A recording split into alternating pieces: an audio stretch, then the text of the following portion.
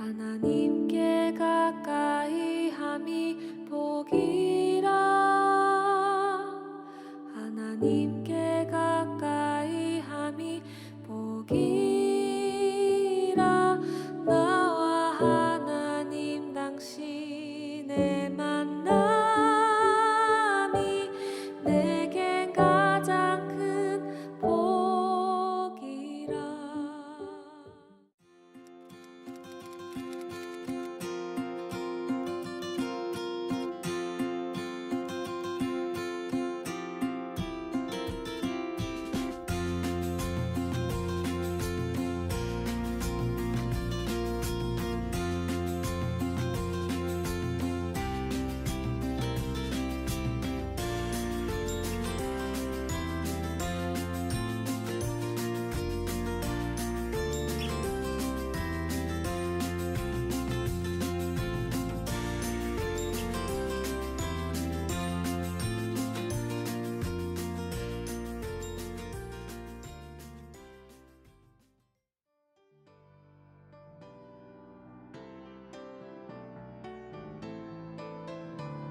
죄에서 자유를 얻게 하는 보혈의 능력, 주의 보혈. 시험을 이기고 승리하니 참 놀라운 능력이로다. 육체의 정욕을 이길 힘은 보혈의 능력, 주의 정결한 마음을 얻게 하니 참 놀라운 능력이로다. 주의 보혈 능력이 또다. 주의 피 믿으오. 주의 보혈 그 어린 양의 매우 귀중한 피로다. 눈보다 더 이게 밝히는 것 보혈의 능력, 주의 보혈. 부정한 모든 것 밝히시니 참 놀라운 능력이로다. 주의 보혈 능력이 또다. 주의 피 믿으오. 주의 보혈 그 어린 양의 매우 귀중한 피로다. 구주의 복음을 전할 제목 보혈의 능력, 주의 보혈. 날마다 나에게 찬송 주니 참 놀라운 능력이로다. 주의 보혈 능력이 또다. 주의 피 믿으오. 주의 보혈 그 어린 양의 매우 귀중한 피로다. 주의 보혈 능력이 또다. 주의 피 믿으오. 주의 보혈 그 어린 양의 매우 귀중한 피로다. 변찮는 주님의 사랑과 거룩한 보혈의 공로를 우리 다 찬양을 합시다. 주님을 만나볼 때까지 우리를 깨끗게 함피는 무궁한 생명의 물일새 생명을 구원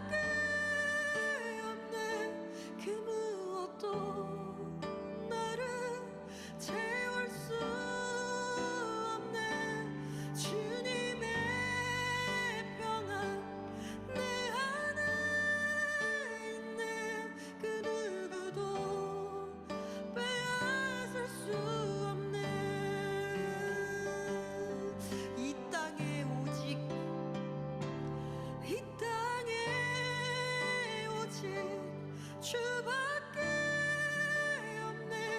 그 무엇도 너를 채울 수 없네. 주님의 평안 내 안에 있네. 그 누구도 빼앗을 수 없네. 이 땅에 오직 주밖에 없네. 그 무엇도 너를 채울 수 없네. 주님의 평안 내 안에 있네. 그 누구도 빼앗을 수 없네. 그 누구도 빼앗을 수 없네. 그 누구도 빼앗을 수 없네. 아멘.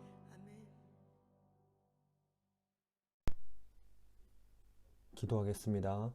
하나님, 오늘도 우리 삶의 중심에서 하나님의 말씀을 듣습니다. 말씀을 통해 복음의 진리를 다시 한번 깨닫게 해주시고 복음의 기초 위에 굳건하게 세워져 가는 우리 모두가 될 수 있도록 인도하여 주시옵소서. 예수님 이름으로 기도합니다. 아멘. 오늘 우리에게 주신 하나님의 말씀 갈라디아서 4장 1절에서 11절 말씀. 내가 또 말하노니 유업을 이을 자가 모든 것의 주인이나 어렸을 동안에는 종과 다름이 없어서 그 아버지가 정한 때까지 후견인과 청지기 아래에 있나니 이와 같이 우리도 어렸을 때에 이 세상의 초등학문 아래에 있어서 종노릇 하였더니 때가 참에 하나님이 그 아들을 보내사 여자에게서 나게 하시고 율법 아래에 나게 하신 것은 율법 아래에 있는 자들을 속량하시고 우리로 아들의 명분을 얻게 하려 하심이라. 너희가 아들이므로 하나님이 그 아들의 영을 우리 마음 가운데 보내사 아빠 아버지라 부르게 하셨느니라. 그러므로 내가 이후로는 종이 아니요 아들이니 아들이면 하나님으로 말미암아 유업을 받을 자니라. 그러나 너희가 그때에는 하나님을 알지 못하여 본질상 하나님이 아닌 자들에게 종노릇 하였더니 이제는 너희가 하나님을 알 뿐 아니라 더욱이 하나님이 아신 바 되었거늘 어찌하여 다시 약하고 천박한 초등학문으로 돌아가서 다시 그들에게 종노릇 하려 하느냐. 너희가 날과 달과 절기와 해를 삼가 지키니 내가 너희를 위하여 수고한 것이 헛될까 두려워하노라. 아멘. 반갑습니다. 하늘그림교회 성도 여러분, 우리는 지난 3장까지를 통해서 예수님을 믿어 의롭다함을 얻은 자들이라는 것을 들었습니다. 그렇죠? 우리도 이것을 믿고 실제로 의롭다함을 얻은 자들이라는 것을 우리는 확신하고 있습니다. 그러면 여러분의 삶은 정말 이 고백처럼 살아가고 있습니까? 이 질문 앞에 서면 우리는 항상 양심에 찔리게 됩니다. 우리는 하나님을 믿는다고 하지만 그 믿음의 모습을 잘 살아내지 못하고 있기 때문이죠. 어찌 보면 갈라디아 교회 성도들과 별반 차이 없는 모습입니다. 그래서 하나님은 갈라디아서의 말씀으로 오늘도 우리에게 그리스도인은 어떤 존재인지, 그리고 그리스도인은 어떤 삶을 하루하루 살아가야 하는지 가르쳐 주십니다. 짧은 시간이지만 또 영상으로 듣게 되겠지만 오늘도 우리에게 하시는 이 하나님의 말씀에 귀를 기울이시기 바랍니다. 율법을 통해 의롭게 된다고 믿고 살아가는 갈라디아 지역의 교회에게 바울은 계속해서 율법의 행위가 아니라 믿음을 강조하고 있습니다. 그래서 바울은 3장에서 예수님께서 이 땅에 오시기 이전에 율법이 어떤 존재였는지 두 가지 두드러진 이미지를 사용해서 설명했습니다. 첫 번째 이미지는 율법은 죄수들을 감옥에 가두어 두고 또 그들의 깜빵을 감시하는 간수와 같은 역할을 한다고 설명했습니다.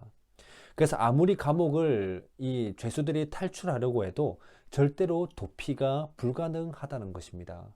그리고 두 번째 율법의 이미지는 어린아이들을 통제하고 훈육하거나 보호하는 초등교사의 역할을 한다고 설명했습니다. 인간에 대한 율법의 이 두 이미지는 오늘 본문 4장 8절의 표현대로 하자면 아직 하나님을 알지 못하는 상태가 바로 이 율법의 두 이미지와 같다는 것입니다. 그래서 예수님께서 이 땅에 오실 때까지는 율법은 인간을 죄 아래 가두는 역할을 하였다는 것입니다. 그러니 아무리 율법을 완전히 순종하려고 해도, 율법에서 우리는 벗어나려고 해도 절대로 스스로 의롭게 될 수 없다는 것을, 절대로 스스로 이 율법을 완전히 성취해서 벗어날 수 없다는 것을 강조하고 있습니다. 오직 이 상황까지 내려와서 대신 죽으시고 부활하신 예수님을 믿음으로만 의롭다함을 인정받을 수 있고, 오직 믿음으로만 구원을 받을 수 있다고 바울은 3장에서 말을 했습니다. 오늘 본문 4장은 믿음으로 의롭게 된다, 믿음으로 아브라함 자손이 되어서 예수 그리스도를 통해 하나님의 약속을 받는다는 사실을 다른 각도에서 다시 한번 강조하고 있습니다. 바울은 1절, 2절에서 아버지의 유업을 잇는 자에 대한 예를 들고 있습니다. 아무리 유업을 이을 자라고 하더라도 정한 때가 되지 않으면 아직 그 유업은 자기 것이 아니라는 것입니다. 겉으로 보이는 신분에서는 종과 주인의 아들, 종과 유업을 잇는 자라는 이런 신분의 차이가 겉으로는 보일지 모르겠지만 실질적으로는 그 유업이 아직 자기 것이 아니기 때문에, 그래서 아직 이 유업이 자기 것이 아니라는 이 관점에서 보면 그 종이나 주인의 아들이나 유업을 이을 자나 똑같다는 것입니다. 똑같이 유업은 자기 것이 아니다 하는 상태에 있다는 것이죠. 바울이 이 예를 든 이유는 주인의 아들이 유업을 이을 자가 정한 때에 유업을 받기 전까지는 종과 다름이 없는 상태라는 것을 강조하기 위해서입니다. 그래서 3절에서 바울은 하나님을 믿기 전 우리의 상태가 바로 이와 같다는 것을 말하고 있습니다.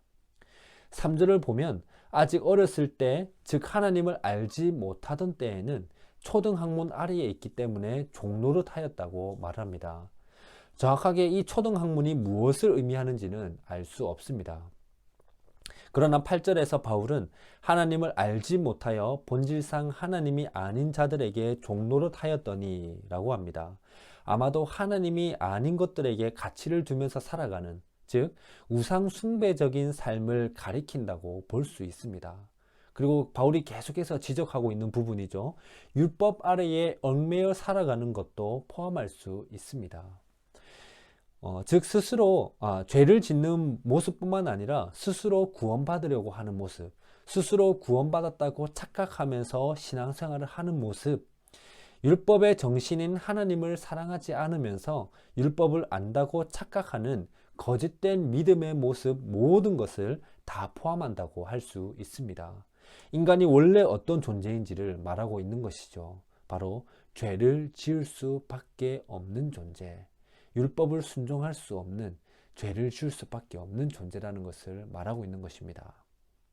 성도 여러분, 인간은 태어나면서부터 죄의 본성을 가지고 태어나게 되고 결국 율법 앞에서 죄인이라는 정죄를 받을 수밖에 없는 존재입니다. 율법을 단 하나라도 행하지 않으면 죄인이기 때문에 모든 인간은 이 율법 아래에 놓일 수밖에 없는 것이지요. 그러면 하나님께서 왜 이 율법을 주셨냐는 질문이 생길 수 있습니다. 하나님은 율법을 지키라고 인간에게 주셨습니다. 하나님을 믿는다, 하나님의 백성이다 라고 할 때 그 삶의 기준으로 율법을 주셨습니다. 그러나 인간은 그 누구도 그 율법을 다 지킬 수 없습니다. 그러면 우리가 당연히 이 율법을 못 지킬 것을 아실 텐데 하나님은 왜 인간에게, 왜 율법에게 이 율법을 주셨냐 하는 것입니다. 몇 가지 의미들이 있지만 그 의미들을 포괄적으로 모아보면 인간 스스로는 하나님을 향한 삶을 살 수 없다 하는 것을 깨닫게 하기 위함입니다. 인간 스스로는 하나님을 향한, 아무리 살아가려고 해도 하나님을 향한 삶을 살아갈 수 없다는 것을 깨닫게 하는 것이죠. 동시에 스스로 죄를 제어할 힘이 없다는 것을 깨닫게 하기 위함입니다. 아무리 자기가 의롭게 살아간다고 노력해도 결국에는 죄를 따라 살아갈 수밖에 없다는 것을, 죄를 자기 스스로 제어할 수 없다는 것을 깨닫게 하기 위함입니다. 그래서 결국 무엇을 얘기하겠습니까? 하나님 앞에 엎드리게 하는 것이 그 목적인 것입니다. 율법은 하나님께서 그분의 백성들에게 다 지켜라고 주셨지만 문자 그대로보다 그 정신을 살아내라고 주신 것이죠. 왜냐하면 문자 그대로 살아낼 수 없기 때문에 그 율법이 요구하는 정신을 살아내라고 주신 것입니다. 하나님을 사랑하고 하나님을 의지하게 하려는 것, 더 나아가서 하나님을 사랑하니까 하나님의 백성인 그 이웃을 사랑하게 하는 것, 이 정신을 살아내라고 주신 것입니다. 인간에게는 이것이 늘 한계였습니다. 아무리 하려고 노력해도 이 부분은 절대로 할 수 없는 한계였던 것이죠. 다르게 보면 이 율법은 우리로 하여금 예수님께로 이끄는 역할도 합니다. 왜냐하면 구원을 위한 오직 한 가지 방법을 바라보게 하는 역할을 하는 것이죠. 아무래도 우리는 이 한계에 걸리기 때문에 어떻게 하면 이 한계를 넘어가서 하나님을 향한 삶을 살아갈 수 있을까? 어떻게 하면 하나님을 진짜로 사랑할 수 있고 하나님을 사랑하기 때문에 이웃을 사랑할 수 있을까? 그 한 가지의 빛, 그 한 가지의 길, 바로 예수님을 바라보게 하는 역할을 율법은 또 동시에 하는 것입니다. 그래서 하나님은 때가 되자 그 아들 예수 그리스도를 우리에게 보내셨습니다. 4절 5절을 보시면 예수님은 우리와 똑같은 모습으로 이 땅에 오셨다고 말씀합니다. 우리처럼 여자에게서 태어나셨고 우리처럼 율법 아래 존재했습니다. 그렇다면 예수님도 인간으로 태어났다면 인간이라는 이 관점에서 봤을 때에 인간으로서는 우리처럼 예수님도 율법을 순종할 수 없을 뿐만 아니라 그렇기 때문에 그 율법 앞에서 죄인으로 예수님도 정죄받으셔야 마땅했습니다. 그렇죠? 왜냐하면 예수님도 인간의 모습으로 오셨으니까 인간은 율법 아래에서 모두가 죄인이라고 정죄받을 수밖에 없으니까 예수님도 결국에는 인간으로 오셨다면 죄인으로 정죄받으셔야 마땅했습니다. 그렇지만 우리가 잘 알다시피 예수님은 하나님의 아들이자 하나님입니다. 그래서 율법을 다 순종할 수 있었고 율법 아래에 있는 모든 인간의 죄를 대신 감당할 수 있었던 것입니다. 하나님께서 예수님을 이렇게 하신 최종 목적은 율법 아래에서 종노릇하는 인간에게 당신의 아들이라는 명분을 주기 위해서라고 말씀하고 있습니다. 죄의 종으로 살아가는 우리를 예수님이라는 값을 주고 우리를 아들로 입양하신 것입니다. 그러면 어떻게 우리가 하나님의 아들, 자녀라는 것을 알 수 있을까요? 하나님께서 죄의 종으로 살아가고 있던 우리를 예수님이라는 값을 주고 그분의 아들로 삼았다고 했는데 그러면 우리는 어떻게 하나님의 아들이 되었다는 것을 느낄 수가 있을까요? 그냥 말씀이 그렇다니까 맹목적으로 믿어야 하는 걸까요? 바울은 6절을 그 근거로 말하고 있습니다. 6절에 너희가 아들이므로 하나님이 그 아들의 영을 우리 마음 가운데 보내사 아빠 아버지라 부르게 하셨느니라. 아멘. 여기서 아빠 아버지라는 단어는 예수님께서 하나님께 기도하실 때 가장 처음 사용하신 표현입니다. 여기서 아빠라는 단어는 아람어 발음 그대로 표현한 것인데 어린 아들이 아버지를 부를 때 쓰는 표현입니다. 제자들에게 이렇게 하나님을 부르며 기도하라고 예수님은 명령하셨고 또 오늘 우리에게도 말씀하십니다. 이 표현의 뜻은 이제 율법으로 인해 하나님과 거리가 있는 관계가 아니라 예수님을 통해 하나님과 친근한 관계가 되었다는 뜻입니다. 원래 율법 아래에 있을 때는 절대로 하나님을 아버지라고 무엇보다도 친근한 관계로 나아갈 수가 없었습니다. 그러나 예수님께서 그 길을 열어주신 것이죠.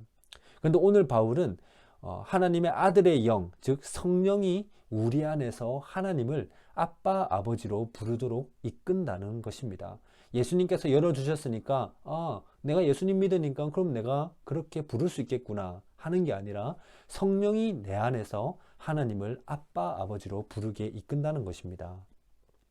다르게 표현하면 성령이 우리가 하나님을 인식하도록, 성령이 우리가 하나님을 느끼도록, 성령이 우리가 하나님을 깨닫도록, 그래서 하나님을 부르짖도록 우리를 계속해서 이끈다는 것입니다.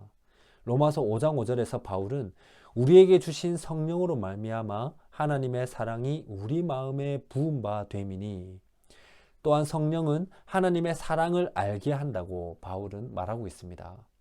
물론 1차적으로 이 사랑은 예수님의 십자가 죽음에서 드러난 하나님의 사랑입니다. 로마서 5장 8절에 우리가 아직 죄인 되었을 때에 그리스도께서 우리를 위하여 죽으심으로 하나님께서 우리에 대한 자기의 사랑을 확증하셨느니라. 아멘. 성도 여러분, 성령을 통해 하나님의 사랑을 알아가는 것, 이것이 바로 하나님께서 주신 율법의 요구가 이루어지는 것입니다. 우리가 이전에는 율법을 순종할 수 없을 뿐만 아니라 율법에서 말하고 있는 그 정신, 율법의 요구를 그 조금도 이룰 수가 없었습니다. 그러나 우리가 예수님을 믿게 되는 순간부터, 하나님께서 우리를 예수님을 통해 아들로 삼아주신 그 순간부터 성령이 우리 마음에 오셔서 우리가 하나님을 사랑하는 그 율법의 요구를 계속해서 이루어 가신다는 것입니다. 로마서 8장 4절에 육신을 따르지 않고 그 영을 따라 행하는 우리에게 율법의 요구가 이루어지게 하려 하심이니라. 우리 스스로는 율법을 절대로 순종할 수 없습니다. 율법의 핵심인 하나님 사랑을 할 수 없지요. 그러니 당연히 이웃도 우리는 사랑할 수가 없습니다. 하나님 믿는다고 하면서도 가식적인 믿음, 가식적인 하나님의 사랑을 드러낼 수밖에 없는 존재지요. 그런데 우리가 예수님을 믿어 성령이 내 안에서 하나님의 사랑을 알아가게 하는 것, 이것이 바로 율법의 요구가 내 속에서 이루어지는 것입니다. 그렇기 때문에 우리는 이제 율법에서 자유할 수가 있는 것입니다. 우리가 예수 그리스도를 믿어 하나님의 아들이라면 우리를 위해 죽으신 분을 위해 살아가는 새로운 삶으로 성령께서 우리를 계속해서 이끌어 가신다는 말입니다. 이전에는 죄의 종이었기 때문에 하나님을 사랑할 수 없었지만, 오히려 죄를 따라 살아갈 수밖에 없었지만, 이제 하나님의 아들이 되었으니 하나님을 사랑하게 되는 것입니다. 하나님의 사랑을 알게 되니까 우리는 당연히 그분을 사랑하게 되는 것이죠.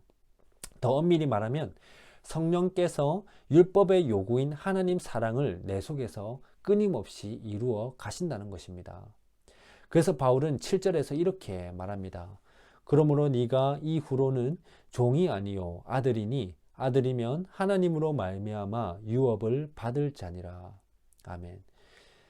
여기서 말하는 유업은 여러 가지 의미를 생각해 볼 수 있습니다. 하나님 나라, 성령이 우리 마음속에 오신다는 이 약속, 하나님을 아빠 아버지라 부를 수 있는 축복, 이제 율법 아래서 종로로 사는 것이 아니라 율법의 요구인, 율법의 정신을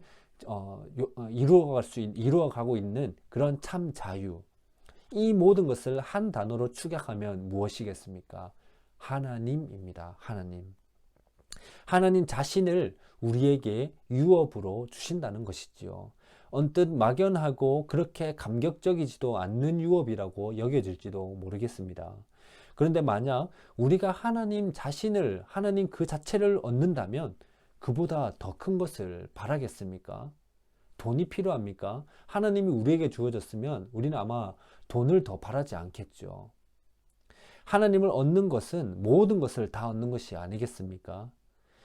그러나 우리가 세상 것에 눈이 멀어서 참으로 귀한 것을 알아보지 못하는 우리의 영적 어두움 때문에 이 진리가 무덤덤하게 느껴지고 있겠지만, 사실 그 뜻을 생각하면 헤아릴 수 없이 크고 귀한 유업이 아닐 수가 없습니다. 근데 8절에서 11절을 보면 하나님의 아들이 되었다는 은혜를 받은 자들이, 그리고 성령의 이끌림을 받아 하나님 사랑을 알아간다는 자들이, 그리고 하나님을 아빠 아버지라고 부를 수 있는 자들이 다시 옛 모습으로 돌아가고 있다고 말합니다. 예수님을 믿는다고 하는 사람이 성령의 인도하심을 받아 하나님을 알아가는 삶, 그리고 하나님을 사랑하는 삶에 관심을 가지지 않는다는 것입니다. 사실 오늘 우리에게 하시는 말씀이죠. 2000년 전 예수님을 통해 이미 우리를 하나님의 아들로 하나님은 삼아 주셨습니다. 더 이상 우리에게 율법을 요구하는 것이 아니라 성령께서 이 율법의 요구를 오늘 우리의 삶에서 이루어 주고 계십니다. 그렇다면 여러분의 삶에 이 율법의 요구가 계속해서 이루어지고 있습니까? 다르게 표현하면 하나님의 사랑을 날마다 알아가고 있고 그분의 아들로서 하나님을 유업으로 받는 삶을 살아가고 있습니까? 내 삶에 이런 일들이 있었는데 이런 부분에서 하나님의 사랑을 또 느끼게 되구나. 그래서 나는 또 하나님을 사랑하게 되고 있구나. 이런 하나님 자신을 유업으로 받는 삶을 살아가고 있습니까? 구체적으로 우리의 삶에 한 번 더 적용을 해보자면 5장에서 나오는 표현 내용인데 성령의 열매들입니다. 성령의 열매들이 여러분이 하나님을 믿는다고 하는 그 믿음의 모습에서 맺어지고 있습니까? 오늘도 하나님을 믿습니다. 믿음으로 의롭다함을 얻은 자로 살아가고 있습니다. 하는 이 고백 안에서 이 고백을 가지고 살아가는 모습에서 그렇다면 성령의 열매가 맺어지고 있느냐 하는 것입니다. 하나님의 자녀라고 하면서 내 자존심 하나 꺾지 못하면 성령의 열매는 맺어질 수 없습니다. 나 자신의 의지와 욕망을 포기해야 하는 믿음의 삶은 때로는 내 의지를 꺾으라 하고 때로는 내 욕망을 포기해라고 믿음은 나를 요구하는데 그러나 우리는 이것을 너무나 꺼려합니다. 그러면서도 동시에 믿음이 좋은 것처럼 보이고 싶은 유혹은 내 안에서 참 많이 일어나게 되죠. 성령의 인도하심을 받아 하나님을 아빠 아버지라고 부르는 것은 나 스스로는 어쩔 수 없는 죄인입니다. 하나님. 그러나 이런 나를 예수님을 믿음으로 의롭다고 인정해 주시는 하나님께서 오늘도 내 삶을 하나님의 사랑으로 이끌어 가십니다. 라는 고백이 담겨져 있습니다. 여러분은 이런 아들의 모습으로 살아가고 있습니까? 아니면 겉으로는 믿는다고 하면서 속으로는 여전히 종의 모습으로 살아가고 있습니까? 말씀을 맺겠습니다. 우리는 태생적으로 죄를 사랑하고 태생적으로 하나님의 율법을 순종할 수 없는 자들입니다. 그러나 예수님께서 그런 우리를 구원하셨고 하나님은 이를 통해 예수님으로 값을 주고 우리를 아들로 입양하셨습니다.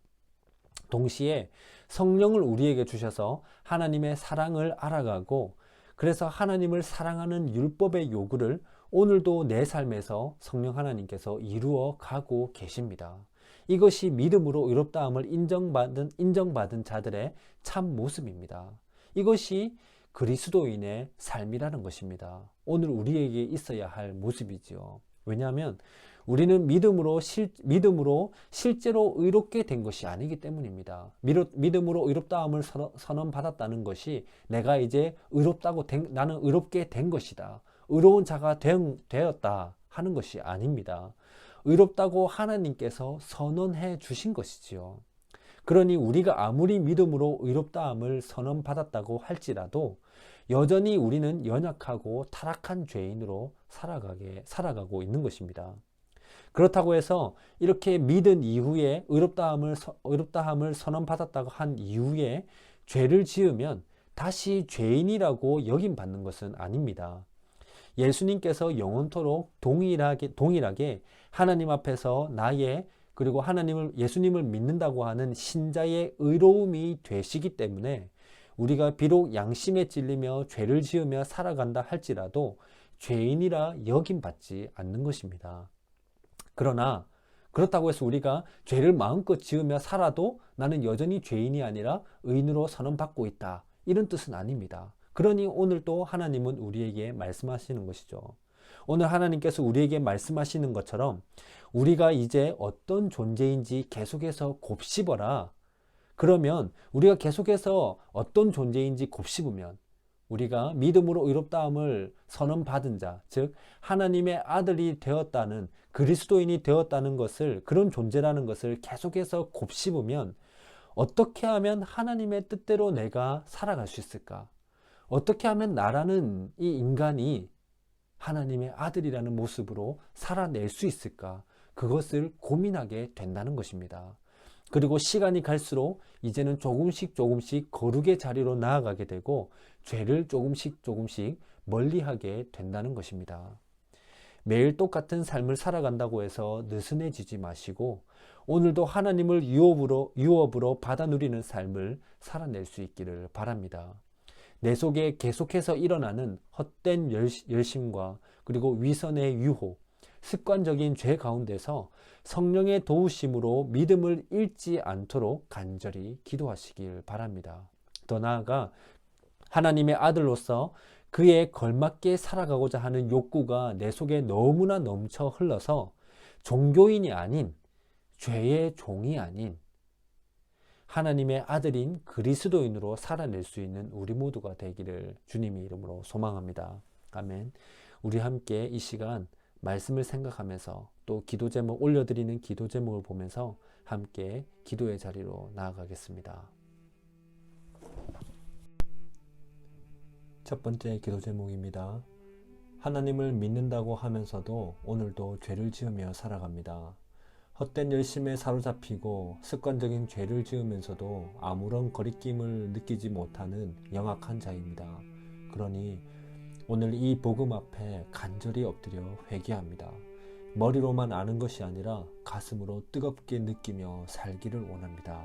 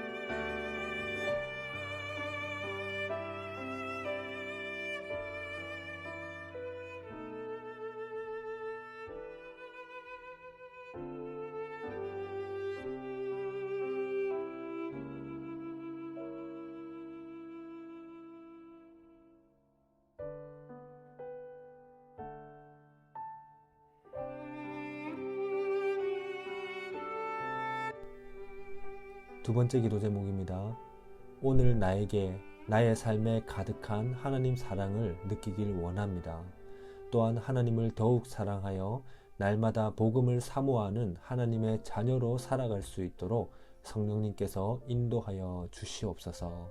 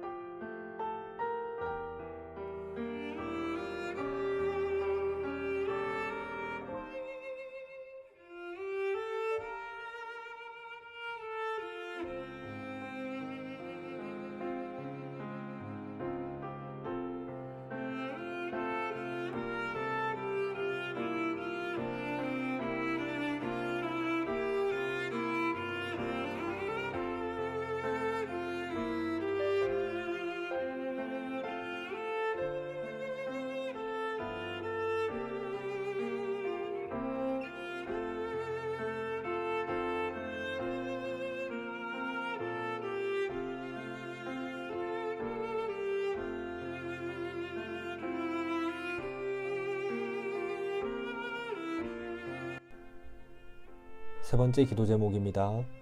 락다운 가운데서도 교회로 부르신 사명을 잊지 않기를 원합니다. 어떻게 하면 이 상황에서 하나님의 아들답게 살아갈 수 있을지, 교회로 더 바르게 세워져 갈 수 있을지 깨닫게 하여 주시옵소서. 그리고 성령의 인도하심대로 마땅히 기쁨으로 순종하기를 원합니다.